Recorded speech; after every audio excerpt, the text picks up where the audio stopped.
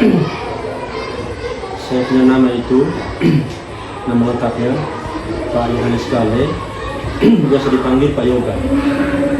Jadi jabatan saya di sekolah ini sebagai Wakil Kepala Sekolah Bidang Kurikulum yang berkaitan dengan pembelajaran dan lain-lain itu dengan saya sendiri.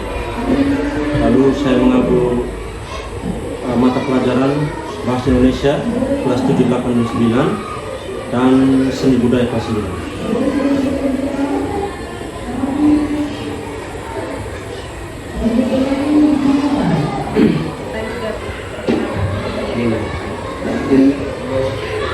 Nama saya tidak disebut baru, biasa dipanggil Ray.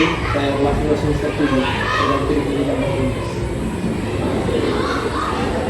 Saya Dr. Skolastika Ramboramita, saya biasa disapa Denita.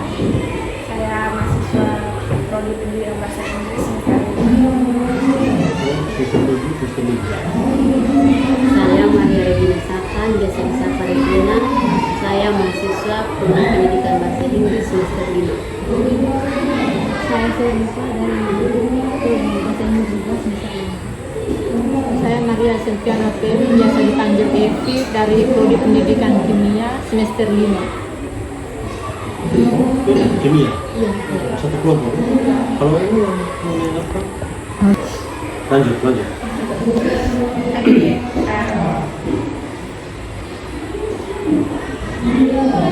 Santai saja, kita ngobrol santai, itu jangan terlalu kaku.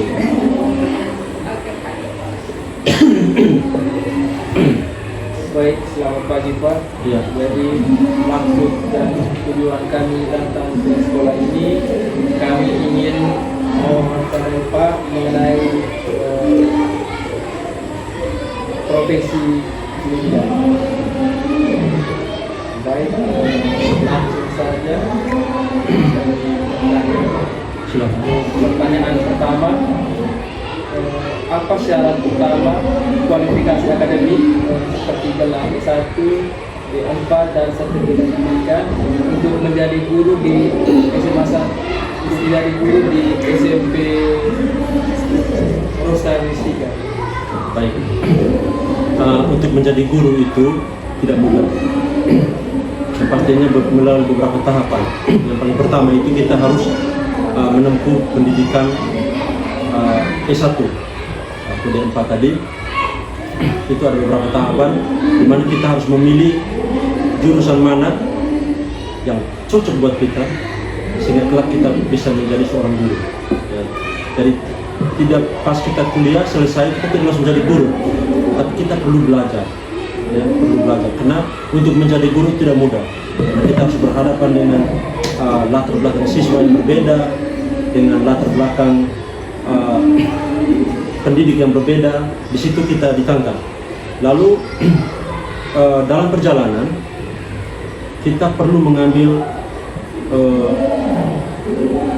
sebuah profesi yang namanya profesi guru, itu untuk meningkatkan profesionalisme seorang guru dengan program yang sekarang pemerintah Sumatera buat, yaitu pendidikan profesi guru atau PG. Kelak kita akan mendapatkan gelar apa namanya guru profesional. Nah itu juga harus ada beberapa tahapan. Mulai kita harus belajar supaya kita bisa menjadi guru profesional. Tidak hanya menjadi guru yang bisa mengajar, tapi kita mampu untuk menjadi seorang pendidik yang membuat peserta didik itu menemukan apa yang dia punya dalam diri. Dan kita tidak hanya memberikan materi, tapi kita bisa membuat peserta didik itu mampu untuk menemukan potensi dalam dirinya sendiri, sehingga kelak dia tidak bingung lagi. Dia besok masa depannya mau pilih apa. Jadi kita mulai dari sekarang kita harus belajar untuk bisa menjadi guru yang profesional. Ya.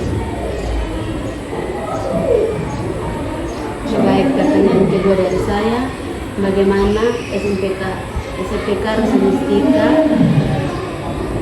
menilai kompetensi pedagogi guru seperti kemampuan memahami karakter siswa dan menyusun strategi pembelajaran efektif sesuai kurikulum. Jadi untuk mengetahui kemampuan siswa sekarang itu di dalam apa namanya, kurikulum terbaru ini, kurikulum nasional yang kita sebut kurikulum apa namanya,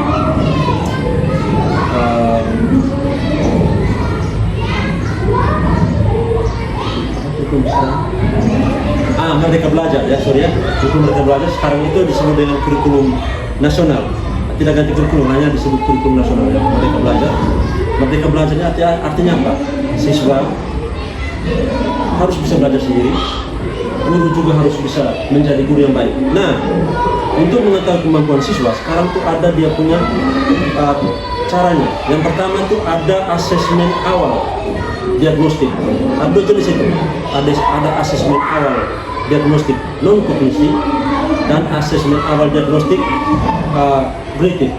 Kalau asesmen awal non apa namanya, kognisi diagnostik non kognitif itu menyangkut apa namanya, latar belakang siswa, terus minat belajar apa yang dia mau peroleh, minat belajar apa yang apa namanya harus dibuat. Misalnya begini, kayak belajar kinestetik, visual, audiovisual, dan lain-lain. Itu kita harus tahu sebelum kita masuk mengajar siswa, supaya saat kita masuk mengajar kita tahu gaya belajar siswa. Ada siswa yang kalau kita mengajar itu ada yang suka bernyanyi atau menggunakan games. Nah, itu kita harus tahu supaya saat kita masuk mengajar kita bisa menggunakan model pembelajaran yang inovatif, yang sesuai dengan kebutuhan peserta didik. Itu yang pertama. Yang kedua, ada, sudah saya sebutkan tadi, ada asesmen awal diagnostik kognitif. Ini untuk mengetahui kesiapan siswa. Kita tanya siswa sebelum kita memberikan materi, kita tanya siswa dulu mengenai materi yang kita mau ajar dengan kehidupan sehari-hari. Ini untuk membentuk kesiapan siswa dalam dia menerima, siapa tidak untuk menerima materi yang kita mau ajarkan. Nah, supaya saat kita kasih materi, siswa tidak kaget lagi. Jadi siswa dengan sendirinya dia berpikir apa namanya, kritis mengenai materi yang kita mau kasih dengan dia punya kehidupan sehari-hari. Dan kalau kita mau kasih contoh juga, contoh dalam materi yang kita mau ajar, jangan mencontoh jauh-jauh. Ambil contoh yang nyata yang ada di dalam kehidupan siswa ya, atau di dalam lingkungan sekolah yang terjadi dengan mereka punya kehidupan sehari-hari. Itu yang berikut. Di dalam pembelajaran kita harus memilih metode pembelajaran interaktif. Ya, memilih metode pembelajaran interaktif. Metode pembelajaran ini digunakan untuk membuat siswa senang tidak dengan kita punya mengajar dalam kelas. Terkadang siswa itu merasa bosan, itu karena kita punya metode pembelajaran kita itu yang monoton. Misalnya kita masuk ceramah toh, ya kita masuk mau diskusi toh. Jadi kita harus menggunakan metode pembelajaran interaktif. Kalau mau buat apa namanya, metode pembelajaran itu harus kita sesuaikan dengan materinya. Cari metode pembelajaran, juga gunakan media pembelajaran yang menarik. Jadi kita tidak hanya tampilkan PPT saja, media pembelajaran PPT saja, tapi kita bisa menggunakan video atau tampilan-tampilan gambar lainnya yang membuat siswa apa namanya, menarik. Nah, di sini mereka itu akan dengan sendirinya konsentrasi kalau lihat kita punya apa namanya, metode pembelajaran kita buat itu menarik. Terus media pembelajaran kita gunakan juga menarik, sehingga mereka tuh apa namanya, akan menjadi senang ketika kita masuk dalam kelas. Dan inilah yang dirindukan oleh siswa ketika kita membuat sesuatu yang berbeda dengan guru lain. Dalam hal ini, kalau kita siswa merasa senang dengan kita cara mengajar, dengan sendirinya mereka akan konsentrasi. Ya. Pertanyaan selanjutnya itu tentang kompetensi kepribadian guru.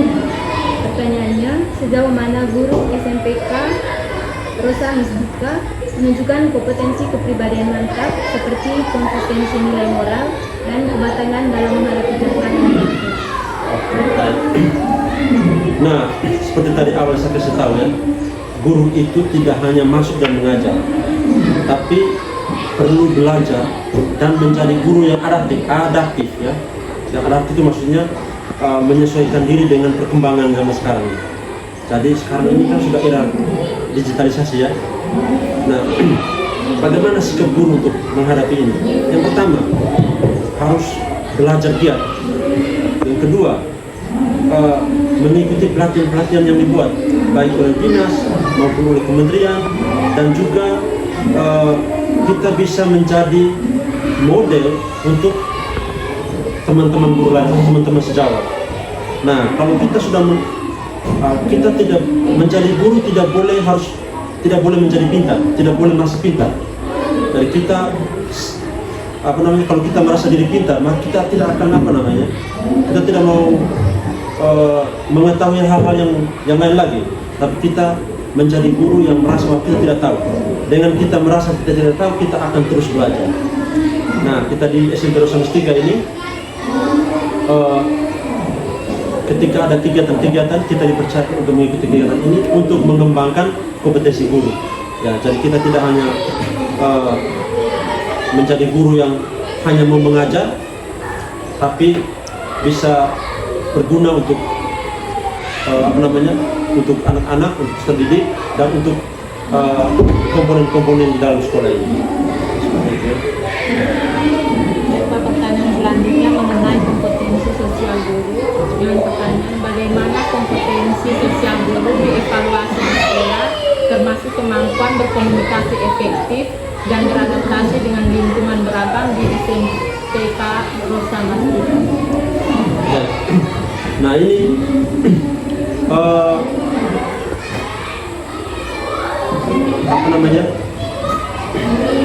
komunikasi itu penting ya.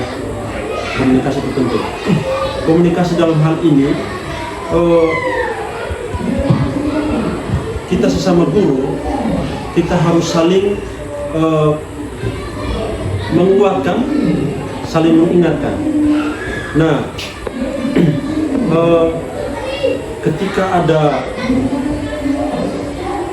misalnya dalam kelas ini ada siswa yang dia punya kemampuannya ini kurang berkembang misalnya, di sini kita harus duduk bersama.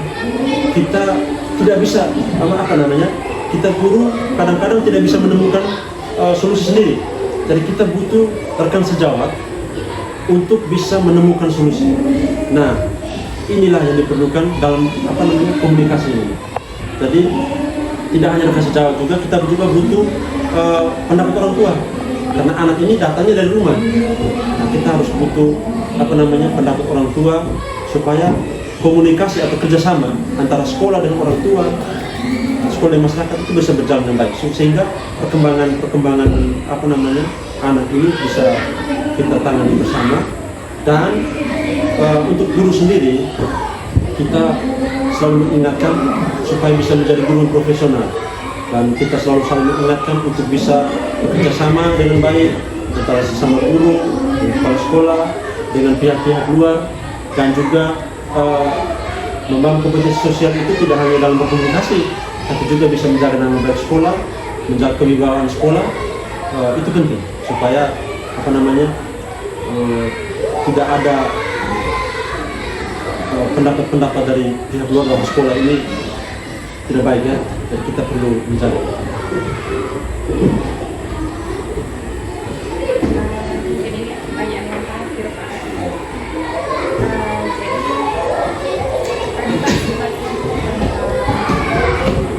Penggunaan media aja ya. Nah, di sini pertanyaannya, bagaimana sekolah memastikan kompetensi profesional itu seperti penggunaan media ajar yang menarik, dan bagaimana sekolah memastikan kompetensi guru kompetensi yang mendalam terkait penggunaan media ajar. Baik, pertanyaan bagus sekali. Begini ya, supaya tahu bahwa guru ini punya kompetensi yang baik, itu ada yang namanya observasi kepala sekolah. Jadi kepala sekolah ini dia tidak hanya duduk di belakang meja, tapi perlu melihat apakah gurunya ini kompetensi atau tidak. Yang pertama dengan supervisi kelas, supervisi administrasi. Ya, jadi dari situ kepala sekolah tahu bahwa saya punya guru itu punya kompetensinya seperti ini. Jadi kalau misalnya ada yang kurang, ya diberikan pelatihan diikutkan dalam kegiatan workshop, seminar, sarasehan dan lain sebagainya. Terus misalnya ada guru yang misalnya dia mungkin lebih tahu, dia menjadi menjadi contoh untuk guru-guru yang lain. Kita lakukan yang namanya desiminasi, saling menilai sesama guru. Jadi mungkin saat guru mengajar, kita masuk di belakang, duduk di belakang, kita lihat oh ada yang kurang, jadi kita saling memberikan masukan. Nah mungkin saat kita duduk bersama itu, kita menceritakan kendala apa yang kita alami dalam kelas, atau kita butuh apa supaya ada solusi bersama, sehingga seperti tadi, komunikasi itu berjalan dengan baik. Tidak hanya satu orang yang bisa, tapi kita semua itu menjadi bisa. Ya, dan satu orang bisa berguna untuk semua orang. Dan ingat, menjadi guru itu harus meninggalkan ego. Ya, ego itu harus ketinggalan. Dalam suatu komunitas menjadi maju itu dibutuhkan kerjasama dan keterbukaan. Ya, ketinggalan ego. Jadi kalau kita punya masalah pribadi, segala macam itu tinggalkan. Kita datang sekolah itu berarti kita punya satu tujuan yang sama, yaitu mendidik kita punya anak-anak. Ya. Terima kasih. Baik, Pak. Mungkin begitu saja. Siap. Saya ingat saya punya guru dulu, ya kalau masuk di kelas, kalau dia bilang beda dengan sekarang. Kalau kita masuk di dalam kelas, kita lihat siswa kita mengajar, mereka bilang, Pak, kami bosan. Apa yang harus kita buat? Kita mengganti kita punya metode belajar. Ya, tapi kalau masuk dalam, sekarang itu beda. Sekarang itu ada namanya refleksi. Refleksi itu tidak hanya kita merefleksikan siswa, tapi kita guru butuh refleksi dari anak-anak. Misalnya begini, kita akhir pembelajaran kita tanya, kamu senang pembelajaran hari ini? Kami senang. Atau bilang, kira-kira materi mana yang kamu belum paham, yang jelaskan, mungkin kita bisa kasih tugas dan lain sebagainya. Setelah itu kita refleksi kembali. Kira-kira yang tadi bapak ibu guru mengajar, mungkin ada hal yang kamu tidak suka. Kalau mereka bilang, kami tidak suka Pak, tadi Pak terlalu omong, terlalu cepat, terus Pak tidak tayangkan video, kita harus terima itu. Terima itu sebagai bagian dari perbaikan. Ya, itu merupakan refleksi. Jadi kita butuh anak-anak untuk merefleksi. Kita punya kegiatan pembelajaran. Oh, kalau sementara mengajar, Pak, tayangkan video dulu, kami jenguk. Ya, kita harus harus tayangkan. Jadi kita tidak bisa marah siswa. Karena memang mereka butuh itu. Dan mereka akan lebih mengerti kalau kita tayangkan video dengan penjelasan. Kita hanya menjelaskan. Kalau siswa yang kritis, pasti dia akan tanya. Tapi kalau siswa yang malas mau cepat keluar karena kita punya gaya belajar yang tidak menyenangkan, dia iya bahas saja. Ya, mengerti Pak. Mengerti Pak. Istirahat. Nah, itu kita harus mengetahui kebutuhan belajar siswa. Jadi dengan metode pembelajaran dan media ajar yang kita gunakan itu harus menarik supaya bisa membuat siswa itu senang dalam belajar. Nah sekarang itu kan ada namanya pembelajaran berdiferensiasi, pembelajaran berpusat pada peserta didik, gitu ya. Jadi siswa itu menjadi pusat belajar, kita itu menjadi fasilitator dalam kelas. Biar mereka belajar, mereka menemukan menemukan dan menyelesaikan persoalan yang kita kasih. Ketika mereka sudah kesulitan menjawab, kita bimbing mereka.